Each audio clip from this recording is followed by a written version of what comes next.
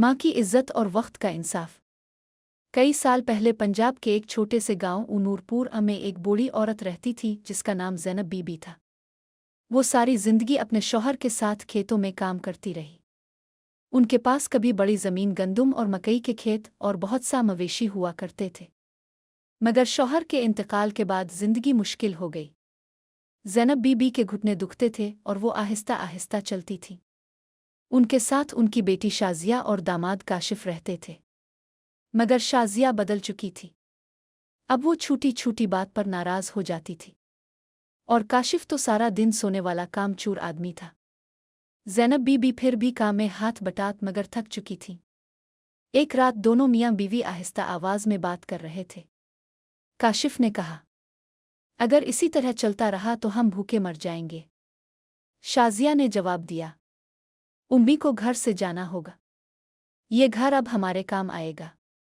अगली सुबह ज़ैनब बीबी ने शोर की आवाज़ सुनी। बाहर निकलें तो अपने कपड़े, चादरें और जूते ज़मीन पर फेंके देखे। शाजिया मुंह मोड़े खड़ी थी।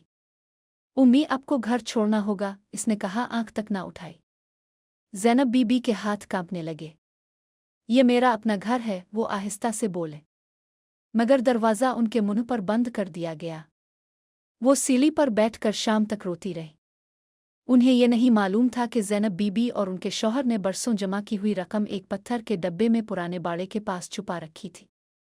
इसी रात वो वहां गईं, पत्थर हटाए और अपनी सारी जमा पूंजी निकाल ली। अब वो दोबारा जिंदगी शुरू कर सकती थी। वो अगले गांव चनारुवाल की तरफ चल पड़े। वहां एक नेक दिल किसान फैमिली ने उन्हें पहचान लिया। रात के लिए खाना, चाय और सोने के लिए एक छोटा कमरा दिया। अगली सुबह उन्होंने पूछा, क्या यहाँ ज़मीन खरीदने को मिल सकती है? जवाब मिला, हाँ बिल्कुल मिल सकती है। ज़ैनब बीबी ने अच्छी ज़मीन खरीद ली। गांव वालों ने मदद की और उन्होंने एक मजबूत लकड़ी का घर बनवाया। वो मुर्गियाँ पालने लगे, थोड़ा बहुत खेती बाड़ी करने लगे और सुकून से रहने लगे। पड़ोस में एक लड़का अहमद रहता था जो उनका बहुत एहतराम करता था और रोज़ के कामों में मदद देता था। दूसरी तरफ शाजिया और काशिफ की हालत बिगड़ती गई। वो काम न करते, घर टूट फूट का शिकार था, आंगन झाड़ियों से भर गया था और मियाँ बीवी दिन रात लड़ते रहते थे। उन्हें अब भी लगता था कि ज़ैनब बीबी के पास कुछ नहीं।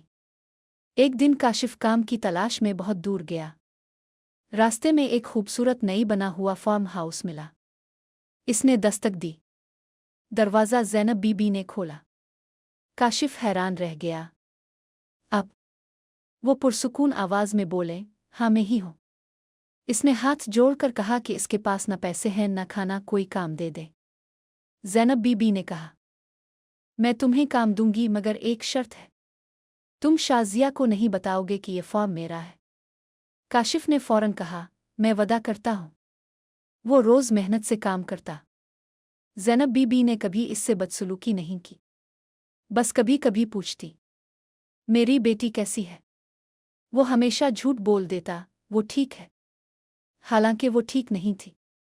एक सुबह शाजिया ने काशिफ का पीछा किया।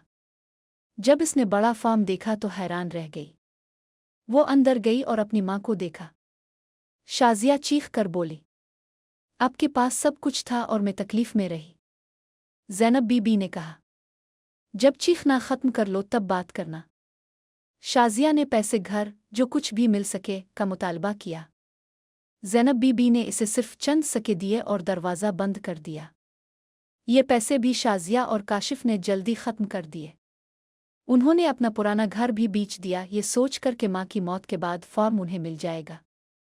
मगर ज़ैनब बीबी ने पहले ही फैसला कर लिया था। उन्होंने अपनी वसीयत लिखवाई, मेरा फॉर्म इस लड़के अहमद के नाम होगा, जिसने मेरी मुश्किल घड़ी में मेरा साथ दिया। मेरी बेटी को कुछ नहीं मिलेगा। जब ज़ैनब बीबी का इंतकाल हुआ, पूरे गांव ने इज्जत से उन्हें दफनाया। शाजिया और काशिफ फॉर्म लेने आए मगर गांव वालों ने सच बता दिया। फॉर्म अहमद के नाम हो चुका था। शर्मिंदा और खाली हाथ वो गांव छोड़कर चले गए। फिर कभी किसी ने उन्हें नहीं देखा। सबक, जब लोग आपको नीचा दिखाएं, आप फिर भी उठ सकते हैं। आपकी कीमत वो तय नहीं करते जो आपसे बुरा सलूक करे। हिम्मत, गैरत और खुददारी के साथ आप अपनी जिंदगी दोबारा बना सकते हैं। नेकी फूलती है, लालच बर्बाद करता है। वकार चानो, सच्चाई चानो, अपना रास्ता खुद बनाओ।